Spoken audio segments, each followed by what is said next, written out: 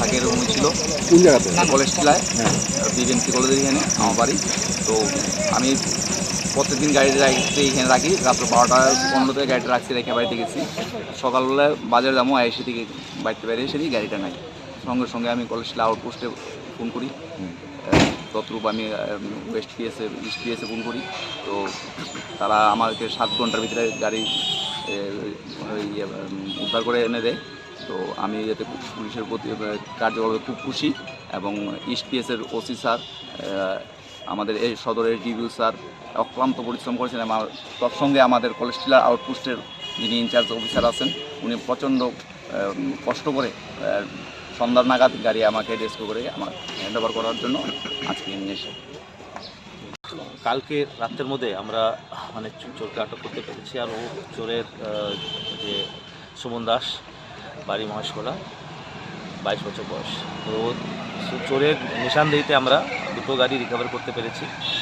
যা ক্রাইমের ফেসে যা বোঝা যাচ্ছে যে এটা একটা চোরের গ্যাং। এরা বেসিক্যালি 3-4 জন আছে। এরা মানে যা আমি সাসপেক্ট করছি, এগুলো গাড়িগুলো চুরি করে এটাতে হয়তো কোনো রকমের বেআইনি জিনিস পাচার করার জন্য ব্যবহার করে। আর এটাকে মানে নার্কোটিক্স এইটা পাচার করার জন্য এই চুরি গাড়িগুলো ব্যবহার করে, আবার এটা সাইডে জন্য ফেলিয়ে দেয়। ফির যখন পাচার করতে ফির এটা ব্যবহার করে। তো এই পারপাসেই এটা করা হয়েছে। তো যেহেতু এটা খুবই সেন্সিটিভ ম্যাটার, যদি এইভাবে গাড়ি চুরি করে পাচার এর জন্য ব্যবহার হচ্ছে যে কোনো ইলিগাল আইটেম, আর মোর ইম্পর্টেন্টলি নার্কোটিক্স, তাহলে এটা আমরা একটু ডিপে ইনভেস্টিগেশন করবো। আমরা দেখবো যে এরকম হয়ে থাকে তো বাকি গ্যাং মেম্বারের নাম পেয়েছি, তাহলে চোরগুলোকে তুলবো। তারপরে এরা কার জন্য কার মানে বেআইনি জিনিস এটা দিয়ে পাচার করা হচ্ছে, এটা আইডেন্টিফাই করে এর অ্যাকর্ডিং টু রিলেভেন্ট সেকশনে কেসটা হবে। এখন এটা 145 নম্বর 2022-এর কেস আছে। এর মধ্যে সেকশন 382D, 401, 120B আর 34 IPC। স্যার একই দিনে কি চুরি হয়েছিল 2টা গাড়ি? না, একটা 5 তারিখে চুরি হয়েছে, 6 তারিখে হচ্ছে। কালকে কমপ্লেন এসেছে। শুধু কি সেই চুরি করেছেন, ওনার সাথে অন্য কেউ নাম টাম কিছু? এটা গ্যাং আছে।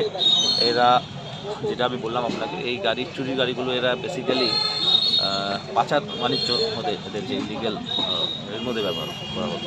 এখন এটা তো আমরা কোর্টে ফরওয়ার্ড করবো, রিমান্ডে আমরা ডিটেলটা। যাকে আটক করা হয়েছে ওকে আগে কোনো মার্ডার কেসের সাথে কোনো কিছু রিলেটেড ছিল? এরকম একটা কেসের রেফারেন্স আছে। তো আমরা তো জাস্ট এখন অ্যারেস্ট হয়েছে, রিমান্ডে এটা নিয়ে আর সব করবো যে এছাড়া আর বিষয়। 2টা গাড়ি কি এক জায়গা থেকে উদ্ধার হয়েছে? এখানে একটা মাস্টার কি আছে আমরা